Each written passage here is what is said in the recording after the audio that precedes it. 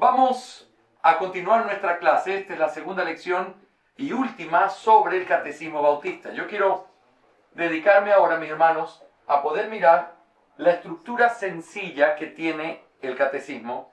Es una forma muy sencilla de verlo, pero en tercer lugar vamos a ver cómo puede ser de muchísima utilidad para el uso de la confesión de fe, para estudiarla, que eso es realmente lo que nos motiva a estar analizando esto. Muy bien, el Catecismo Bautista puede ser dividido en tres partes principales. Los principios básicos de la fe, eso es las preguntas 1 al 6. Lo que el creyente debe saber, preguntas 4 al 43, 7 al 43. Y lo que el creyente debe hacer, pregunta 44 a la 114. Así que nota, de la 1 a la 6, principios básicos. De las 7 a la 43, lo que el creyente debe saber, es la doctrina. Y del 44 al 114, es lo que el creyente debe hacer, es la vida. En la confesión de fe dice que el Señor ha revelado, a través de su palabra, todo lo necesario con respecto a la gloria de Dios, la salvación del hombre, y luego añade dos palabritas, la fe y la vida. La fe y la vida están resumidas aquí. La fe es lo que creemos. La vida es cómo vivimos lo que creemos. Y eso es lo que el Catecismo Bautista hace en estas preguntas sencillas. Así que vamos a mirar y vamos a considerar cada una de estas secciones. Sección 1, los principios básicos de la fe. La pregunta 1 al 6 contiene los principios básicos sobre los que se levanta la doctrina. Aparecen de la siguiente manera. La pregunta 1 habla de la existencia de Dios. La pregunta 2 habla de la necesidad que todo hombre tiene de conocer a Dios. La pregunta 3 habla de la forma de conocer al único Dios verdadero, la cual es a través de la creación. Y la pregunta 4 te contesta, pero también a través de la palabra. Y en la palabra es donde lo conocemos de una manera mucho más clara, mucho más directa, expuesta. Eso es lo que hacemos a través de la palabra. Las últimas dos preguntas de esta sección se centran en la responsabilidad que los hombres tienen con lo que Dios ha revelado especialmente en la palabra y las cosas que están contenidas allí. Pregunta 5 y pregunta 6. Así que por eso le he llamado aquí los principios básicos. La palabra, el conocimiento de Dios, la responsabilidad que el hombre tiene de conocer a Dios, de vivir lo que conoce de Dios. Eso está en las primeras 6 preguntas. La pregunta 6, con la que cierra esta sección introductoria, constituye un maravilloso punto de partida para las dos secciones siguientes que vienen del catecismo. La pregunta es esta. ¿Qué cosas están contenidas principalmente en las Santas Escrituras? El catecismo responde, lo que el hombre debe creer acerca de Dios y después, y el deber que Dios demanda del hombre. ¿Cuáles son las dos cosas que están contenidas en la Escritura? La fe y la vida. Lo que el hombre debe saber y lo que Dios demanda del hombre. Esa es la división natural del catecismo. De la pregunta 7 a la 44 o 43, lo que el hombre debe saber. Pregunta 44 hasta la 114, que es la última, lo que el hombre debe hacer o lo que Dios demanda de él. Esta respuesta es precisamente la que dirige el resto del contenido del catecismo. En la sección 2, el catecismo considerará lo que el hombre debe saber y todo lo que viene con él. Y en la sección 3 se dedicará a describir lo que Dios demanda del hombre. Es interesante que en esa sección, en la tercera, está cómo orar. ¿Por qué creen ustedes que hay una exposición del Padre Nuestro allí? Porque eso es lo que Dios demanda del hombre. Ustedes cuando oren, orarán así. Entonces, ¿y qué dice la oración del Señor? Tal cosa. ¿Y qué es lo que enseña la oración del Señor? Tal cosa. ¿Y qué encontramos en la primera petición? Tal cosa. ¿Y qué hay en la segunda petición? Tal cosa. ¿Y qué hay en la tercera? Y así te va mostrando qué hay. Pero también parte de esta sección es una exposición de los 10 mandamientos. ¿Por qué crees que se exponen los 10 mandamientos en esa parte del catecismo? Porque son mandatos para todos. Porque es lo que Dios espera de los hombres. ¿Dónde está por excelencia la regla de nuestra responsabilidad? En los 10 mandamientos. Y entonces te lo explica en una hermenéutica preciosa. Eso es uno de los temas que yo espero que siempre uno pueda seguir profundizando. ¿Cómo estudiar los 10 mandamientos? Los 10 mandamientos no son solo lo que las palabras dicen. Hay un espíritu detrás de cada mandamiento. Y ese mandamiento contiene no solo lo físico, sino también lo espiritual, porque el que los da no es solamente no es un hombre, es Dios quien ve el alma, nuestros pensamientos son como gritos delante de su presencia. Entonces, cuando el Señor dice, oíste que fue dicho, no cometerás adulterio, pero yo digo, cualquiera que mire a una mujer y la codició en su corazón, ya ha adulterado con ella, es una muestra de cuáles son los principios hermenéuticos.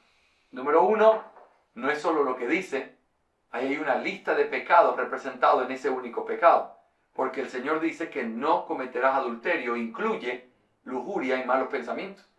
Así que es una categoría.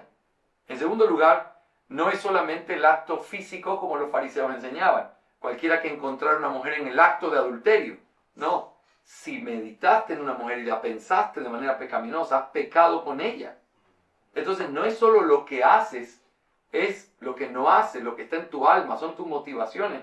Así que cada mandamiento no solamente mira ese pecado, sino una lista de pecados representados en ese pecado. Cada mandamiento no solo trata con lo externo, sino también con lo interno.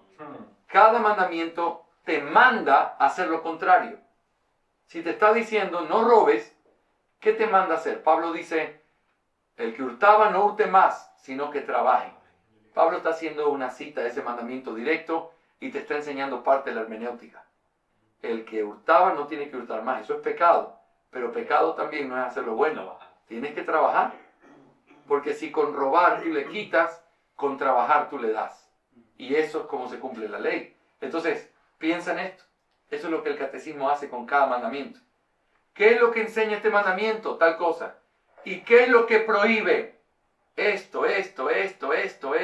que no es solamente cosas físicas, sino también en el alma, motivaciones. Y luego, ¿y qué es lo que te manda? Si te dice que honres que no robes o que no mates, te manda lo contrario a eso. Esto. Por lo tanto, cuando uno lo ve de esa manera, tu alma es expuesta de una forma en la que somos completamente quebrantados, dándonos cuenta de la necesidad que tenemos de Dios. Espero que ustedes siempre usen la ley de Dios, porque es el arma secreta de la iglesia. Se le predica la ley a los creyentes y a los inconversos. A los creyentes, porque eso es lo que Cristo les manda. Cuando ya están en Cristo le dicen, si me aman, guarden mis mandamientos. Y al inconverso se le predica para que sienta, como dice Pablo, que es como un maestro malo y perverso que pone su mano sobre el cuello y lo levanta contra la pared.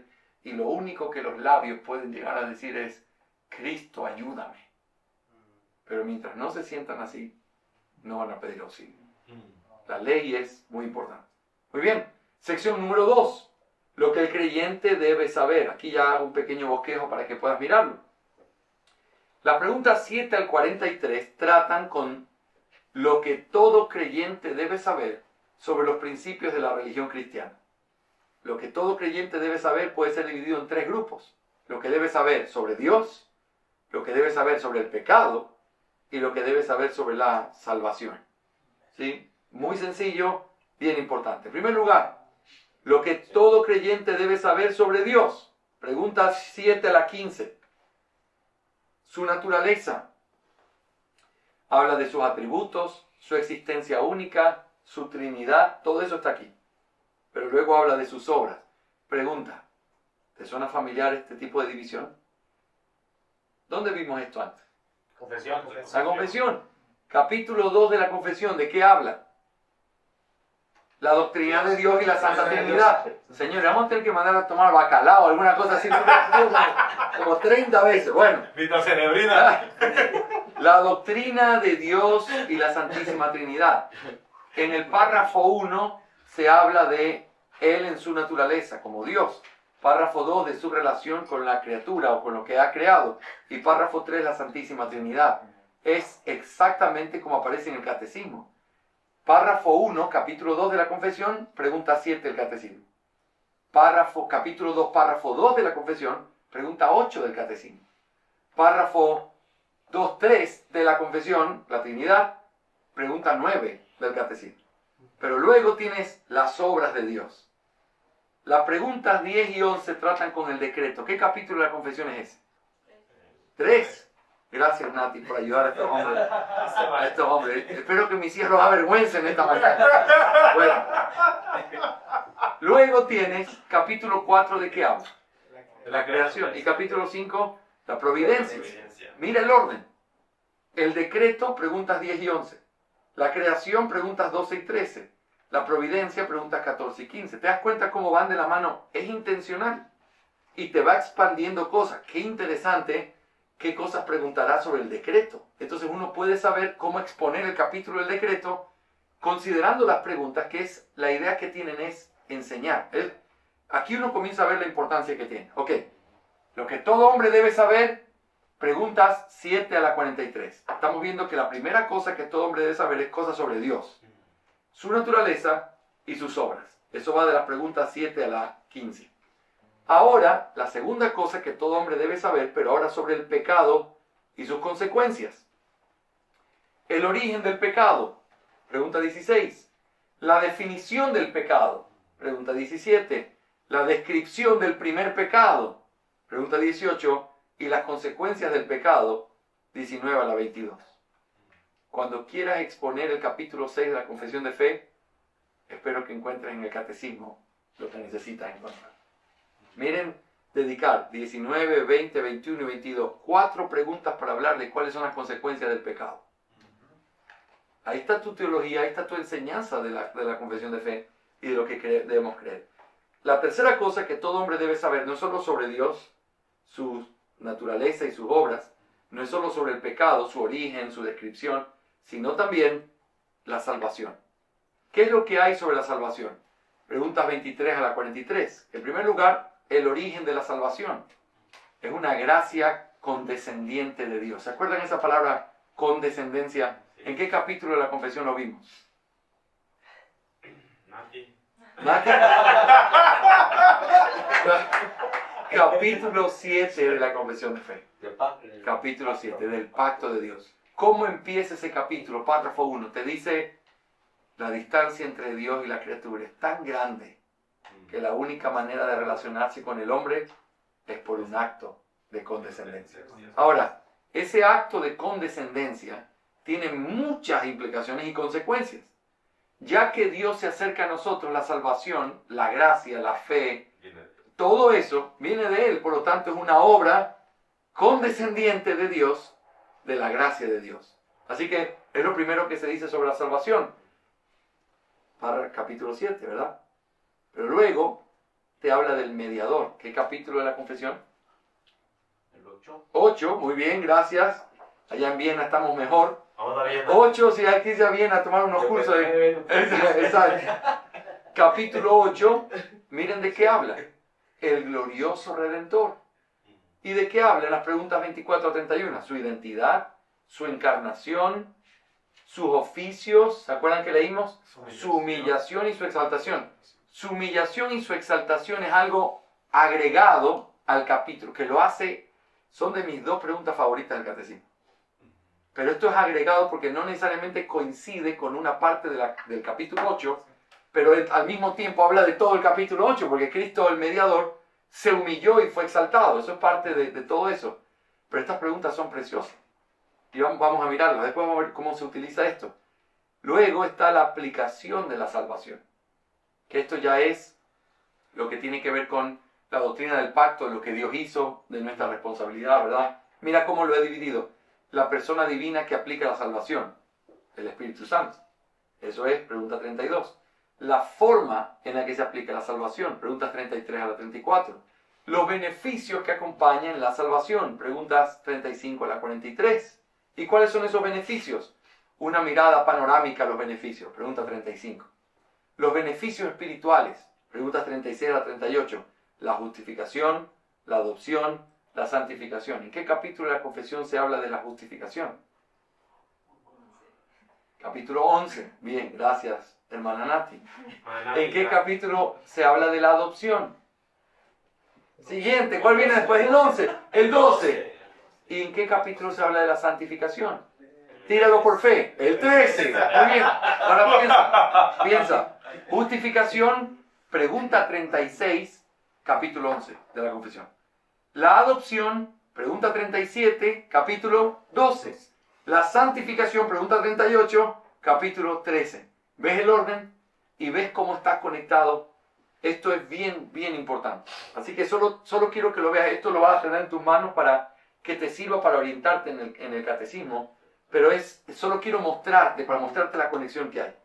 4. Los beneficios de esta vida, los beneficios en la muerte, los beneficios en la resurrección. ¿Se acuerdan que les conté que yo estaba traduciendo el catecismo de Bedon cuando mi papá murió? Estaba en la pregunta 42 y 43.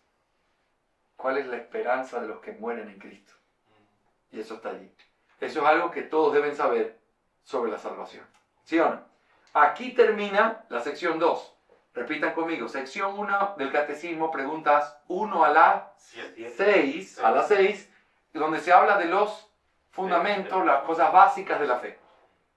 Luego vienen las dos grandes secciones del catecismo. La primera va de la pregunta 7 a la pregunta 43. ¿De qué habla o de qué trata esa sección? Lo que todo creyente debe saber. La siguiente sección, no solo de Dios, sino Dios, el pecado y el hombre y la salvación. Pero luego viene la segunda gran sección, que es lo que el creyente debe hacer, o dicho de otra manera, lo que Dios demanda del hombre. Y eso va de la pregunta 44 a la 114. Es el resto del catecismo. Así que es muy fácil la división. ¿Qué es lo que hay aquí? Bueno, esta sección es la más larga del catecismo. Y si nosotros le preguntáramos al catecismo, ¿qué es lo que Dios demanda del creyente? ¿Qué es lo que Dios demanda del creyente? El catecismo respondería estas tres cosas. Primero, vivir en conformidad con la ley moral. Esto es lo que tienes que saber, oh hombre. Vive conforme a su ley. Eso es lo primero que te contesta el catecismo. Y te tira desde esas preguntas de la 45 a la 92, te dice exactamente esto es lo que tienes que vivir. Pero luego, si tú le preguntaras, ¿pero y qué más tengo que saber de qué Dios espera de mí? Te dice que tienes que ser diligente con los medios de gracia. Y esa es la siguiente sección dentro de esa parte. Y finalmente te dice, ¿y qué más debo hacer para poder honrar a Dios con mi vida? Dedícate a la oración. Nota, guarda la ley, vive haciendo lo que tienes que hacer con los medios de gracia, dedícate a la oración. Si algún día alguno de estos pastores y líderes me escucha, que me está escuchando, y quiere enseñar sobre la oración, no preguntes, ¿dónde habrá algo que enseñe cómo orar? Y eso es lo que Dios demanda de ti y está en nuestro catecismo. Si algún día quieres hablar sobre los medios de gracia, es precioso la forma en la que lo presenta. Si algún día quieres hablar de la ley, por favor, no tomes el catecismo menor de Westminster. Tienes el nuestro. Hace lo mismo que el de Westminster, lo tomamos de allí y donde expone qué es lo que debemos entender sobre la ley. ¿Qué es lo que la ley dice? ¿Qué es lo que eso te demanda? ¿Y qué es lo que te prohíbe? Y eso se encuentra en cada uno de los 10 mandamientos. ¿Ok? Muy bien, entonces aquí tengo el bosquejo rápidamente. Quiero ir a la siguiente sección, que es la más importante en nuestra lección de aquí. Pero, ¿qué es lo que Dios demanda del hombre? Hay una introducción en la pregunta 44, y luego, como ya vimos, vivir en conformidad con la ley moral.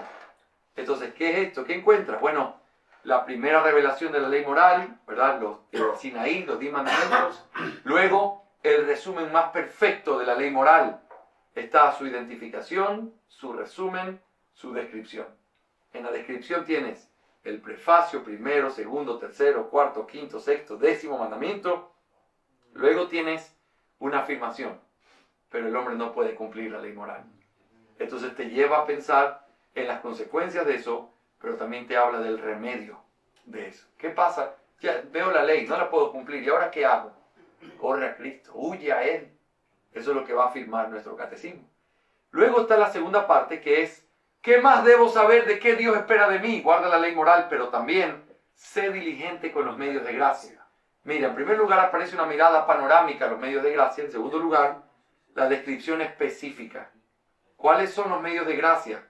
La palabra de Dios, el bautismo y la cena del Señor. Y eso es en lo que se dedica. Finalmente, Pastor, la oración. la oración aparece, podría ser Medio de gracia unida, también. podría ser unido ciertamente al medio de gracia y capaz esta división podría ser simplemente subo este número 3 y lo convierto ahí en número 3 de aquí para hablar de la oración como medio de gracia. Tienen mucha razón Dani en eso, solo que como la sección es tan amplia, pareciera que no es un subtema, sino un gran tema que quiere dar. Dedícate a los medios de gracia que están relacionados con la palabra, predica la palabra, escucha la palabra, pero también participa de la palabra visible. ¿Cuál es la palabra visible? Lo que tiene que ver con el bautismo, la cena del Señor. Esa es la palabra visible, porque se materializa a través del bautismo lo que tú estás proclamando en la palabra. Se materializa en la cena lo que tú estás proclamando en la palabra. Por eso le llaman la palabra visible. Así que los medios de gracia están relacionados con la palabra. Finalmente, ¿qué más debo saber? Yo debo saber que debo guardar la ley, debo saber que debo ser diligente con los medios de gracia, pero en tercer lugar debes saber que debes entregarte a la oración. Y entonces se describe qué es la oración, se te dice cuál es la oración modelo y comienza a describir cada una de las peticiones de la oración modelo. Cuando vosotros oréis, oraréis así. Padre nuestro que estás en los cielos, santificado sea tu nombre. ¿Qué significa esto? ¿Qué significa aquello? ¿Qué significa? Todo eso está en nuestro catecismo. Llegamos tarde, pastor. Hace 15 días pusimos el Padre Nuestro en la iglesia. Y buscaste ahí algún Lucas 11. presbiteriano abundante. Bueno, le voy a decir algo. En esto, hermanos, Los primeros papas. en esto no hay nada bautista. ¿Me hago entender? Esto lo tomamos con alegría de nuestra fe cristiana, de nuestro entendimiento de la ley, de nuestro entendimiento de los mandatos. Así que realmente esto es universal y por eso está allí. De hecho, si tú ves el catecismo de Lutero, también está allí. Es siempre la oración, siempre la ley. ¿Por qué? Porque eso es lo que Dios demanda de ti. Ok. Ahora sí, metámonos en tercer lugar. Esto es lo grande de nuestra lección. Vamos a mirar lo que tiene que ver con la naturaleza particular del catecismo que nos permite encontrar un verdadero provecho para lo que nosotros hacemos al estudiar la confesión de fe. ¿Están listos o no? Sí. Muy bien. La naturaleza particular del catecismo bautista es lo que hace que sea una herramienta muy importante en el estudio de nuestra confesión. Aunque ya he mencionado algunos de los aspectos de la naturaleza particular del catecismo, al considerar su contexto histórico, permíteme agruparlos de manera que puedan evidenciarse más fácilmente y mostrar cómo cada uno de estos aspectos contribuye al estudio de la confesión. Así que, ¿qué cosas podemos aprender de la naturaleza del catecismo que lo hacen una herramienta tan útil? Primero, el catecismo bautista está elaborado con la sustancia de la confesión de fe. ¿Te acuerdas? Eso ya lo vimos. En las minutas de la Asamblea de Westminster, en la entrada del 14 de enero del 47, se señala que los dos catecismos debían ser elaborados teniendo en cuenta la confesión de fe. Además, vimos también que el título original que se le dio al catecismo bautista comienza con las palabras una breve instrucción de los principios de la religión cristiana de acuerdo con la confesión de fe. Así que el catecismo bautista fue elaborado considerando la doctrina de nuestra confesión de fe. De hecho, casi todos los capítulos están incluidos o son abordados de alguna manera en las 114 preguntas del catecismo. A continuación, quiero mostrarte algo. Me encantó hacer esto. Tomé cada pregunta del catecismo e iba pensando en cómo esto se conecta con la confesión. Espero que esto sea útil para tus estudios posteriores. Y esto queda como algo que es un buen recurso para usar. Pero mira lo que hay. Pregunta 1 del catecismo. Entonces, aquí en esta columna está ¿dónde está en la confesión de fe? Pongo el capítulo y te pongo exactamente el párrafo. ¿Ok? Y aquí tienes el catecismo bautista y aquí tienes alguna observación o algún comentario que yo hago al respecto. No tienes en el orden exacto, ahora empieza con el capítulo 2 de hecho.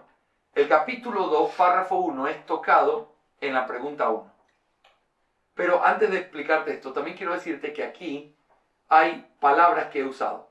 Aplicación, definición también hay sistematización. Más adelante vamos a ver qué significa esto y lo vas a poder usar más. Ampliación son palabras que te ayudan a pensar cómo esta pregunta del catecismo me ayuda a explicar este párrafo o este capítulo de la confesión. Entonces, a veces lo que hace es que te lo sistematiza. A veces te lo expande. A veces te lo define. Por ejemplo, una de las cosas que me encanta del catecismo es algo que no tenemos en la confesión. ¿Qué es la justificación? Yo sé que la justificación está en el capítulo 11 y la justificación, entonces el catecismo te pregunta, ¿qué es la justificación? Y te dice, la justificación es la gracia de Dios por medio de la cual Dios nos hace acepto delante de Cristo por causa de sus obras. ¡Wow! Definió. A veces sistematiza, a veces lo define, a veces lo amplía. Y eso es una parte importante. Así que, fíjate, con respecto a Dios, lo que hace es una aplicación. Deben todos conocer a Dios. Eso es una aplicación. Pero así es como se conecta. Así que si estás enseñando el capítulo 2 de la Confesión de Fe y quieres llevarlo a la aplicación práctica, usa la pregunta 1 de nuestra confesión. ¿Quién es el primer y principal ser? Es Dios. ¿Verdad, hermano? Sí. Entonces déjenme decirles algo. Si Dios es el primer y principal ser, Él debería ser lo primero en tu corazón, lo primero en tu tiempo, lo primero en tu devoción. Es a Él y solo a Él a quien deberías entregarle lo mejor, porque Él es el principal ser, ¿verdad? ¿Ves? Es una aplicación, pero es una aplicación que nuestro catecismo hace de una doctrina que está en la confesión de fe. ¿Me estoy haciendo entender, hermanos? Amén. Con respecto al capítulo 1, hay preciosas preguntas. El capítulo 1 aparece en las preguntas 2, 3, 4, 5, 7 a la 9 y también aparece una vez más en la pregunta 6. Pregunta 1, 2, 3, 4, 5 hasta la 6. Eso es lo que encontramos. Pregunta 2. ¿Deben todos creer que hay un Dios? Yo puse párrafo 1.1, donde habla de la revelación, donde habla de la necesidad de la Escritura, pero habla de que todos conocen. Pregunta 3. ¿Cómo podemos saber que hay un Dios? Dice que la luz de la naturaleza, las obras de la creación y de la providencia revelan a Dios, revelan su existencia, párrafo 1.1. La pregunta 4 dice, ¿qué es la palabra de Dios? Es una definición lo que hace ahí, y esto tiene que ver con los párrafos 2 y 3 del capítulo 1 de la confesión, donde hablan de la identidad de la palabra de Dios. Lo que nosotros llamamos o reconocemos como palabra de Dios está confirmado por estos libros, Génesis, Éxodo, Levítico, Número, luego Mateo, Marcos, Lucas, y aparecen los 66 libros, pero luego dice, todos ellos fueron dados por inspiración divina y son la única regla de nuestra fe. Eso es la palabra de Dios. Así que está conectado. Luego tienes, la pregunta 5 dice, ¿pueden todos los hombres hacer uso de la Escritura? Y yo he puesto capítulo 1 del 7 al 9, en donde se habla de la claridad de las Escrituras, la disponibilidad de la Escritura, la interpretación de la Escritura. ¿Saben por qué puse esos 3 párrafos allí de la confesión en esta pregunta? Porque esta es una pregunta inevitable que surge de por qué el catolicismo romano no le daba la Biblia a los hombres. Porque ellos no la podían entender y por lo tanto no necesitaban leerla y peor interpretarla. Pero cuando se entiende que ella es la autoridad de Dios, que ella es clara, que hace sabio el sencillo, entonces llegas a la conclusión de que debe estar disponible en todos los lugares y todos tienen que leer la Escritura. Y no solo eso, todos tienen que interpretarla.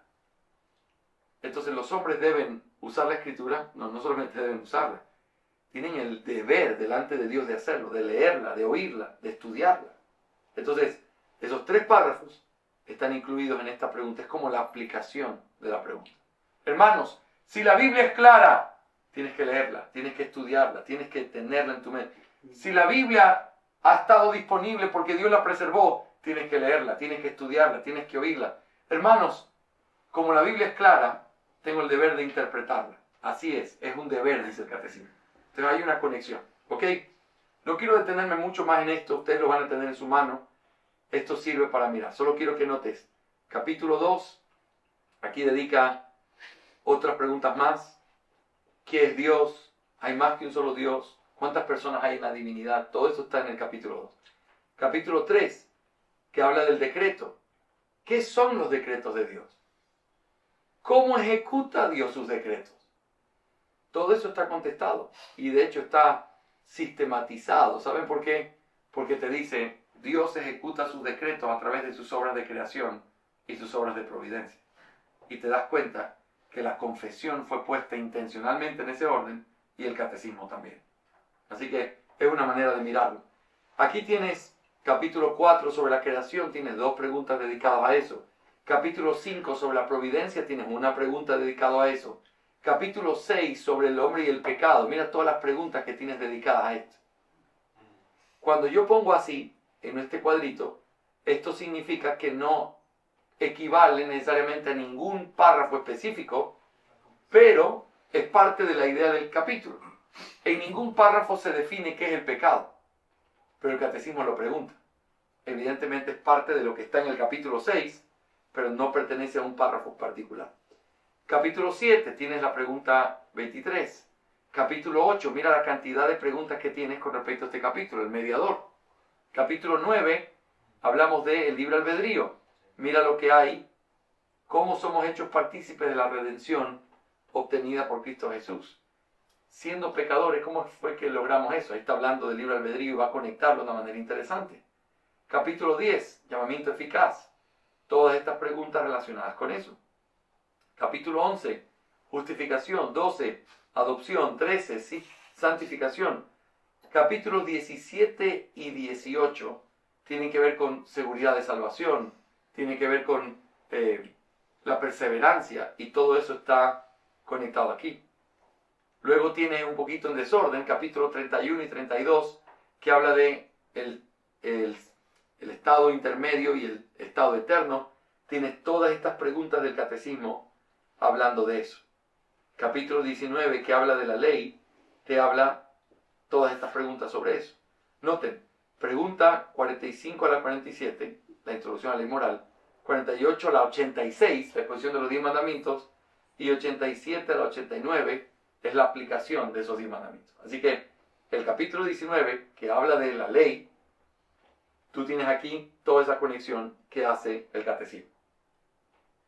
Capítulo 20, el Evangelio. Capítulo 14, que habla sobre la fe. Capítulo 15, que habla sobre el arrepentimiento.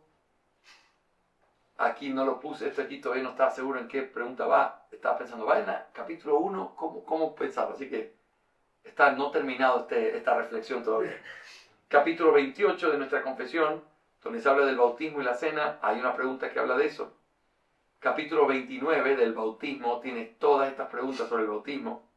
Capítulo 30, que habla de la cena del Señor, tienes estas preguntas. Y capítulo 22, que habla de la adoración, tienes la oración, que es parte de la adoración que aparece en nuestro capítulo. ¿Sí? Así que este tipo de esquema, de bosquejo, te sirve cuando tú tengas que enseñar en un capítulo la confesión. Puedes ver en qué parte del catecismo bautista aparece. ¿Ok? Muy bien. Otra cosa. El catecismo bautista es una herramienta para los principiantes en la fe. Todo esto lo estoy sacando de lo que se dijo. Número 1, está basado en nuestra confesión de fe. Número 2, es una herramienta para los principiantes de la fe. Así que esto habla del hecho de que se usan para instruir a los niños. Como vimos, el catecismo bautista tenía la intención de ser para la instrucción de los niños y los sirvientes. Nuestros padres bautistas particulares no tuvieron ninguna duda en utilizar el catecismo menor de Westminster como la base sobre la que construyeron nuestro catecismo. Sin embargo, muchos han considerado que el catecismo menor es muy complejo, lo que les dije hace un momento, en algunas de sus preguntas y respuestas, y por esta razón se ha cuestionado si en realidad el catecismo cumple con la función de servir para los principiantes en la fe y los niños. Por ejemplo, William Schaff observa, habla de dogmas más que de hechos. Se dirige al discípulo como un forastero interesado más que como un miembro de la iglesia que crece en la crianza del Señor. Su precisión matemática en las definiciones, algunas de las cuales son casi perfectas, aunque por encima de la capacidad del niño. Es una buena preparación para el estudio de la teología. Schaff está diciendo, ese catecismo es excelente, pero para estudiantes de teología, no para niños. Porque tiene una precisión casi matemática. Está bueno, pero es mucho para un niño. Eso es lo que están diciendo. La historia nos muestra que esta realidad estaba muy presente en la mente de los editores del Catecismo Menor, pero su visión era que el catecismo sirviera como la meta a la que todo aprendiz debía llegar. ¡Qué interesante! Noten, no es algo que yo hago al nivel de los niños.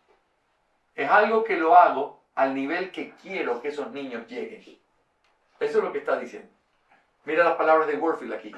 Aunque el catecismo menor se presenta como leche para niños y está diseñado para estar al lado del catecismo mayor como un manual fácil y breve de religión, así como lo mencionan, para los nuevos discípulos, no obstante, se rige por el principio, como Seaman, uno de sus autores, lo expresó, de que se debe tener el mayor cuidado para enmarcar la respuesta no de acuerdo con el modelo del conocimiento que el niño ya tiene, sino de acuerdo con el que ese niño un día va a tener. El punto que quiero demostrar aquí es que a pesar de su complejidad, porque el catecismo puede tener una cierta complejidad, para la formación de un niño, un nuevo discípulo, el catecismo tiene cualidades que le permiten verdaderamente ser una ayuda para guiar a los aprendices en la doctrina y su aplicación de ella.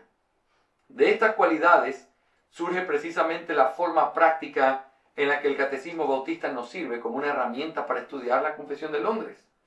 Estas cualidades son que el Catecismo sintetiza, amplifica, conecta y aplica la doctrina contenida en la Confesión de Fe. Quiero que me permitas darte ejemplos de cómo el Catecismo sintetiza, amplifica, conecta y aplica lo que la Confesión de Fe dice. ¿Ok? ¿Estás listo para esto o no? Esto es la verdadera enseñanza de la lección. Es cómo lo uso. Bueno, en primer lugar, ¿cómo sintetiza? ¿Cómo sintetiza? El catecismo nos permite tener conceptos que no se encuentran de manera explícita en la Segunda Confesión de Londres, construido de los elementos vertidos en los párrafos de un capítulo. La Confesión de Londres te dice lo que algo es. El catecismo toma eso que está explicado allí, te lo hace en forma de una pregunta y te da una respuesta sintetizando lo que te dice aquí. De manera que es algo para instruir. Así que esto se puede ver claramente en conceptos como ¿qué es el pecado? Eso no está en nuestra confesión de fe. Está la doctrina, pero no está la definición. Eso se ve también en cosas como ¿cómo definirías los decretos de Dios? Eso tampoco está. Está la doctrina, pero no está el concepto. Eso lo mismo pasa con la justificación, la adopción, la oración y muchas otras cosas. Así que vamos a ver algunos ejemplos. Primero, el decreto de Dios. Mira cómo la confesión confiesa la doctrina del decreto en el capítulo 3. Este capítulo contiene 7 párrafos que pueden ser bosquejados como el decreto general de Dios de todas las cosas, párrafo 1 y 2. El decreto particular de Dios en la salvación, párrafos 3 al 7. Y a pesar de la maravillosa doctrina expuesta en estos 7 párrafos, no hay un concepto concreto de qué es el decreto de Dios. Sin embargo, el catecismo lo sintetiza y nos muestra un precioso pero sencillo concepto. Mira, aquí está contrastado lo que dice la confesión y lo que dice el catecismo. La confesión empieza así en el capítulo 3, párrafo 1.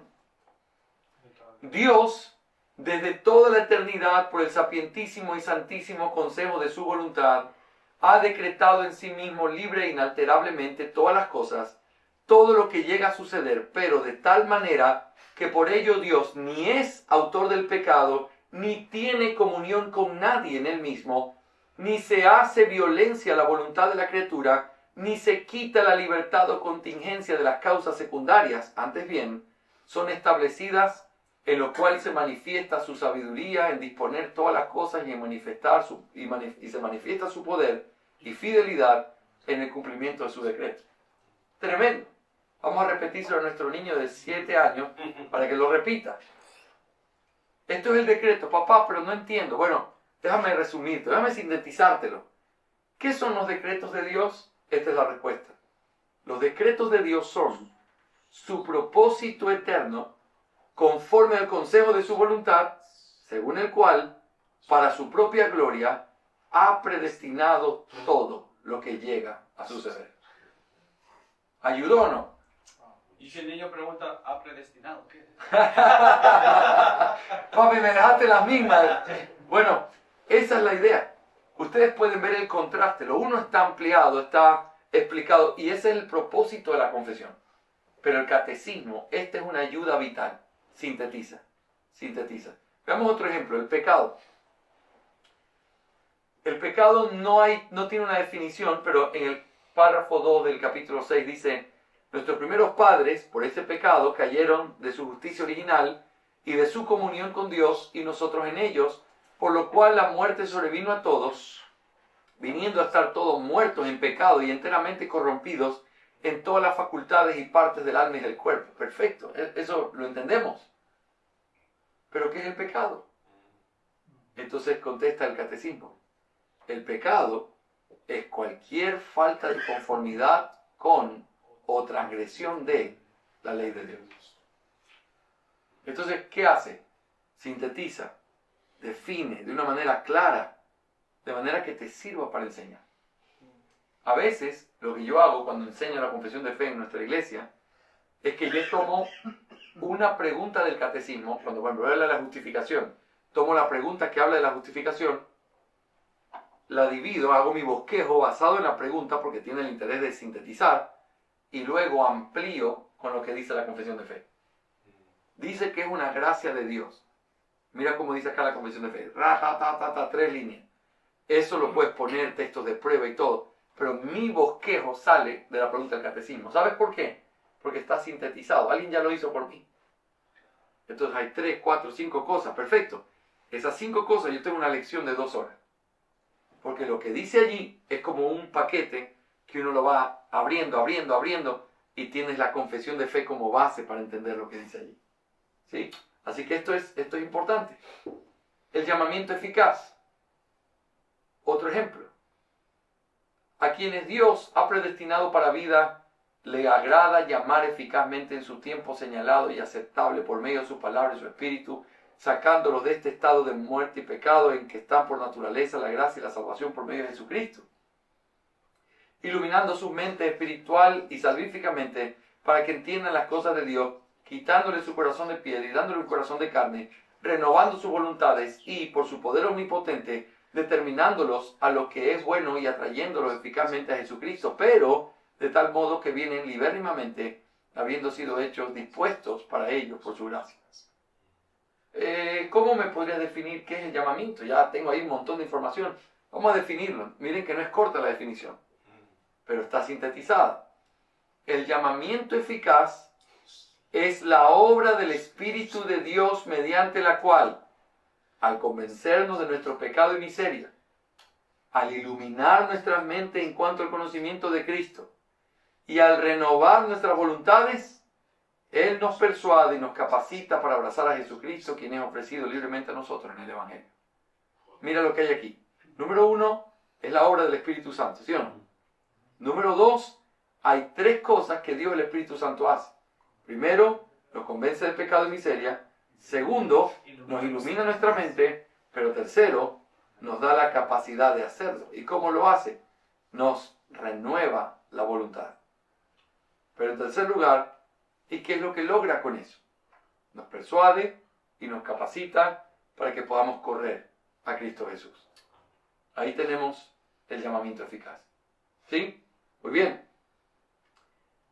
Aquí hay alguna aplicación.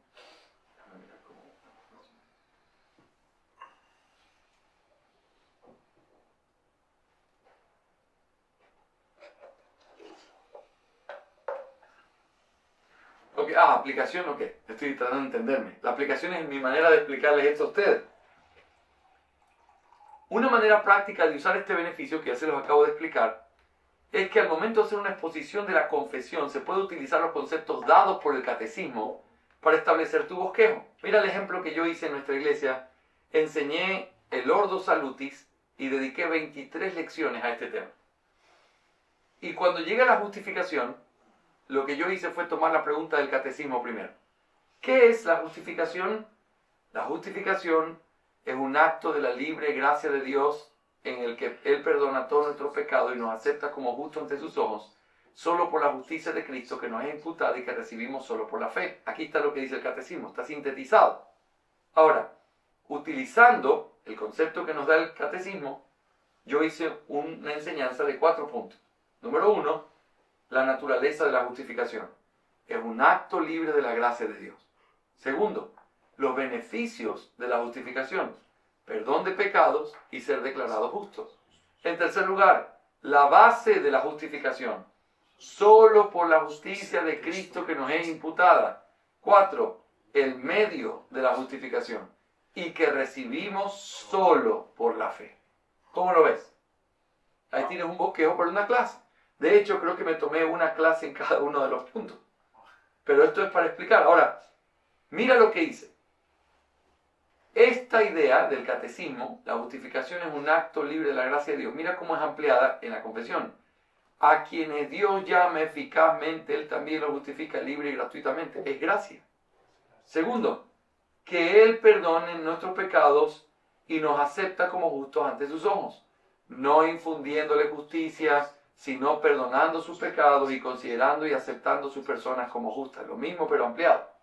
Ahora, mira la ampliación de la tercera cosa. Solo por la justicia de Cristo que nos es imputada. Mira, no por nada que haya sido hecho por ellos o en ellos, sino solo por causa de Cristo, no imputándoles la fe misma, ni el acto de creer, ni ninguna otra obediencia evangélica como su justicia, sino imputándoles la obediencia activa de Cristo a la ley y la obediencia pasiva de Cristo en su muerte como su entera y única justicia. Aquí yo tenía amplitud para enseñar con respecto a ese tema. Y que recibimos solo por la fe. Mira lo que dice al final de la confesión. Y recibiéndolo a Él y descansando en Él y en su justicia mediante la fe, la cual no tienen de sí mismos, sino que es donde Dios. ¿Puedes ver la conexión? Claramente el catecismo sintetiza lo que dice la confesión y la confesión amplía lo que sintetiza el catecismo. Y yo enseñé mi clase de esa manera, sin mucha cosa externa. Esto es lo que enseña nuestra fe, esto es lo que creo. ¿Sí? Muy bien. ¡Ánimo! ¡Firmes, que no terminamos! El catecismo bautista también amplía la doctrina de la segunda confesión de fe. Por ejemplo, cuando hablamos de una ampliación, hablamos de que nos da más información, que es importante y que complementa lo que está en nuestros párrafos.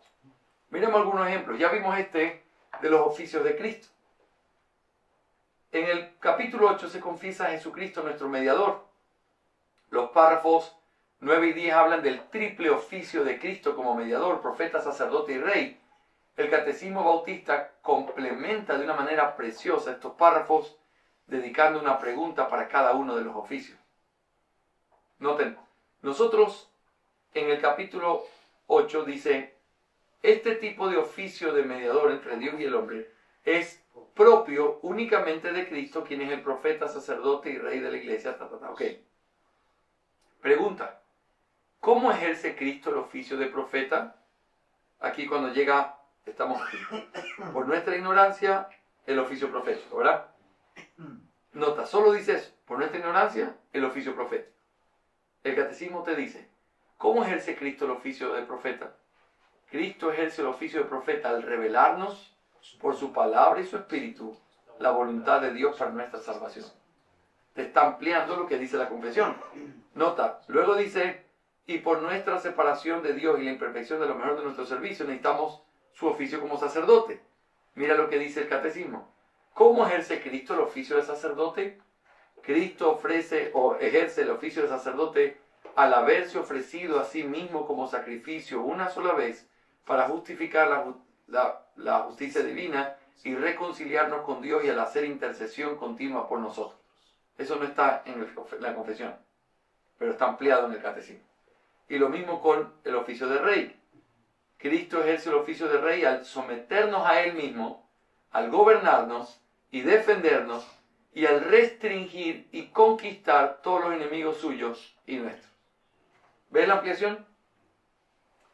Algunos puntos claves sobre la cena del Señor. Aquí tienes ejemplos.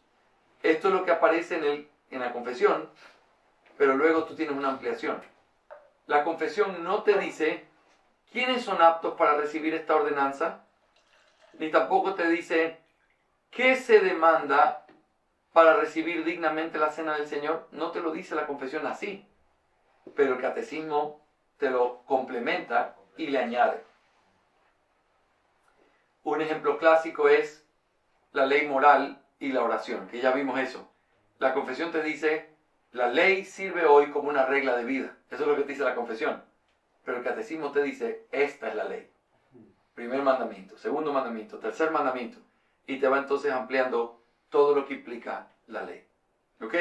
Así que es una ampliación. También el Padre Nuestro es una ampliación. En la confesión nos dice que debemos orar, que la oración es parte de nuestra adoración a Dios.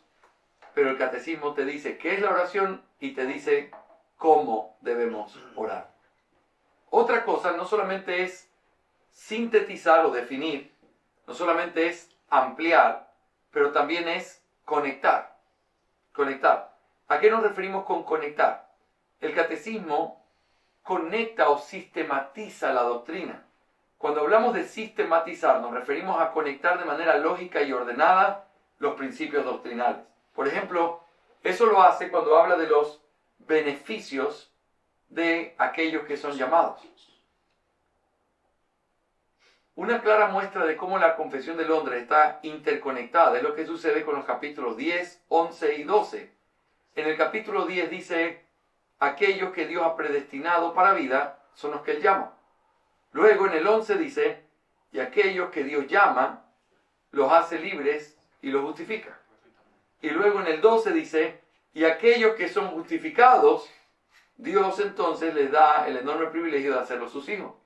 Y luego en el 13 dice, y aquellos que están unidos a Cristo, que son llamados eficazmente, regenerados, son santificados. Entonces nota, primero el decreto, pero lo que tiene que ver con el llamamiento se asienta sobre el decreto.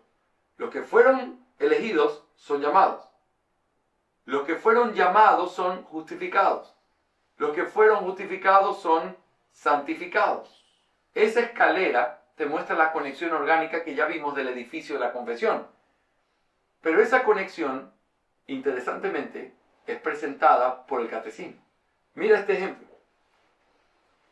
Capítulo 10, 11, 12 y 13 hablan del llamamiento eficaz, justificación, adopción, santificación. Mira lo que hace la pregunta 35. ¿De qué beneficios participan en esta vida los que son llamados eficazmente? Los que son llamados eficazmente participan en esta vida de la justificación, adopción, santificación y de los diversos beneficios que en esta vida acompañan o se derivan de esto. ¡Qué bendición! ¿Sí o no? Tú tienes allí tu bosquejo. ¿Cómo puedo enseñar los capítulos 10 al 13? Quiero hacer una serie. Di los beneficios del pacto con Dios. Y ahí tienes 4 temas preciosos en los que puedes hablar. Vamos a hacer una conferencia sobre eso. Los beneficios de vivir en un pacto con Dios. Esto es algo que Dios hizo.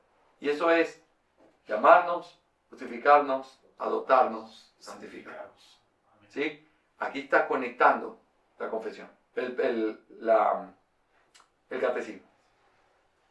También hace lo mismo con la ejecución de los decretos. ¿Te acuerdas la pregunta? ¿Cómo ejecuta Dios los decretos? Eso está en el capítulo 3, los decretos de Dios. Lo hace a través de la creación y la providencia. ¿Qué está mostrándote ahí? Está haciendo una conexión.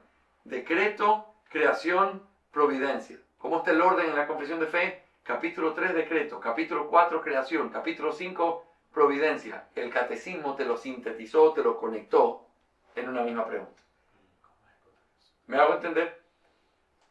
Muy bien, las consecuencias del pecado, pero también la confesión de fe aplica la confesión de fe. El catecismo aplica la confesión de fe. Hay algunas implicaciones importantes aquí, por ejemplo, con respecto a la palabra, con respecto a el deber de los bautizados. Esto es interesante. Tú tienes en la confesión de fe el capítulo del bautismo, ¿sí o no? Cuando yo enseñé el bautismo hace unos meses, yo decía, ok, voy a usar cada uno de los párrafos del capítulo 29 para poder exponer la doctrina. Y así fue como lo hice. Pero me quedaba una clase adicional que no estaba en la confesión de fe, pero sí estaba en el catecismo. ¿Cuál es el deber de aquellos que son bautizados correctamente? Eso no está en la confesión. Pero aquí hay una conexión importante en donde te muestra eso que pasa en el bautismo tiene una aplicación práctica en la vida del creyente. Dice, el deber de aquellos que son bautizados correctamente es entregarse a alguna iglesia local y ordenada de Jesucristo para que anden intachablemente en todos los mandamientos y ordenanzas del Señor. Eso no está en la confesión, porque el catecismo te está aplicando lo que te enseña la confesión.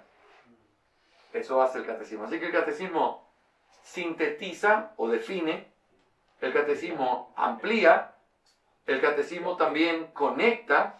A veces lo que va a venir a continuación te lo dice en una sola respuesta para mostrarte la conexión lógica que tiene. Y en cuarto lugar, el catecismo también aplica. ¿Qué herramienta que tenemos en nuestras manos para estudiar la confesión de fe? ¿Sí o no? El catecismo bautista es una gran herramienta. Muy bien, aquí todavía tengo parte de mi pregunta al final para definir. Pero aquí termina nuestras 24 páginas de apuntes sobre el catecismo bautista. Muy bien. Quiero saber si hay preguntas finales. Vamos a tener que irnos a nuestro break de almuerzo ahora después de terminar esta clase, porque ya es casi 1:30. Pero quiero saber, mis hermanos, si hay preguntas sobre esta manera de usar el catecismo bautista. Carlitos. Obviamente, tal vez lo que he entendido hasta ahora es cómo aplicarlo en un contexto de estudio bíblico. Uh-huh. Pero, ¿cómo se podría, no sé si es que cabría la posibilidad de integrarlo de manera práctica y sencilla dentro de la liturgia del culto del domingo? Sí, bueno, de la misma manera que quizás ustedes utilizan la confesión, nosotros lo que hacemos es, antes de que empiece el culto, nosotros leemos la confesión de fe, un párrafo, 2 párrafos, y siempre el que la lee y la explica muy brevemente dice, en esto creemos y lo confesamos. Es como una declaración pública de nuestra fe. Entonces, eso lo hacemos en la mañana con la confesión de fe.